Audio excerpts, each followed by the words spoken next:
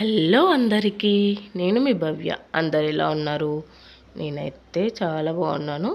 మీరు కూడా బాగుండాలని మనస్ఫూర్తిగా కోరుకుంటున్నాను. ఈరోజైతే బీరకాయ ఎగ్ కర్రీ చేస్తున్నాను. దీనికోసం నేను 1/2 kg బీరకాయలు అయితే తీసుకున్నాను. ఇలాగా తీసుకొని వాటిని నీట్గా ఇలా పొట్టు తీసేసి కడిగి ఇలా పెట్టుకొని చిన్న చిన్న ముక్కలుగా ఇలా కట్ చేసుకొని బౌల్లోకి వేసుకోవాలి.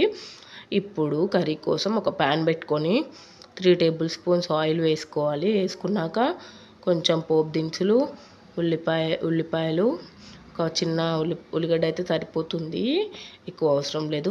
కొంచెం ఎగ్ కర్రీ కదా. అండ్ కొంచెం పసుపు, కరివేపాకు కూడా వేసుకొని ఇలా అన్నీ మిక్స్ అయ్యేటట్టు ఒకసారి కలుపుకోవాలి. ఇప్పుడు కొంచెం 1/2 టేబుల్ స్పూన్ అల్లం వెల్లుల్లి పేస్ట్ కూడా వేసుకొని మరొకసారి పచ్చివాసన పోయేటట్టు కలుపుకొని ఇందాక కట్ చేసి పెట్టుకున్న బీరకాయలు వేసుకొని అందులో కొంచెం సాల్ట్ వేసుకొని అది కూడా అన్ని సాల్ట్ అంతా మిక్స్ అయ్యేటట్టు మరొకసారి ఇలా కలుపుకోవాలి.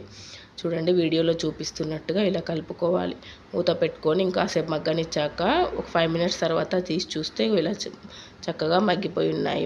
ఇంకొక 5 మినిట్స్ మగ్గనిచ్చుకోవాలి, దగ్గర పడేంత వరకు బీరకాయలు ఇంకొక 5 మినిట్స్ తర్వాత చూద్దాము. చూడండి, మొత్తం ఇంకా ఇలా ఆయిల్ పైకి తేలేంత వరకు మగ్గనిచ్చుకోవాలి.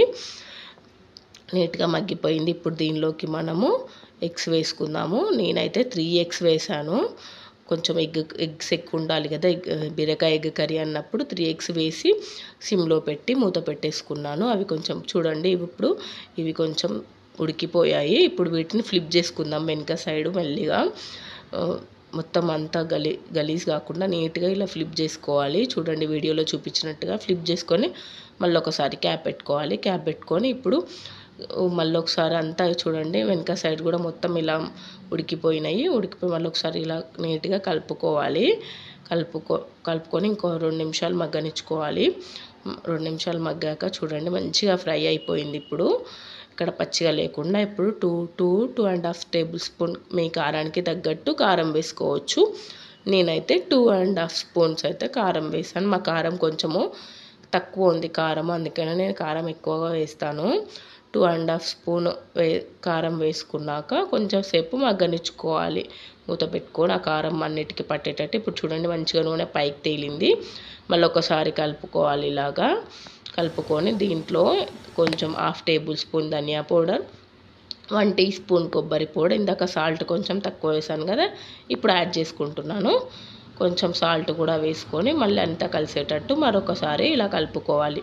మన ఛానల్ని ఎవరైతే ఫస్ట్ టైం చూస్తున్నట్లయితే ప్లీజ్ లైక్ చేయండి, షేర్ చేయండి, సబ్స్క్రైబ్ చేయండి, కామెంట్ కూడా చేయండి. అలాగే లాస్ట్లో కొంచెం కొత్తిమీర వేసుకుంటే బీరకాయ egg curry ready. Please subscribe my channel.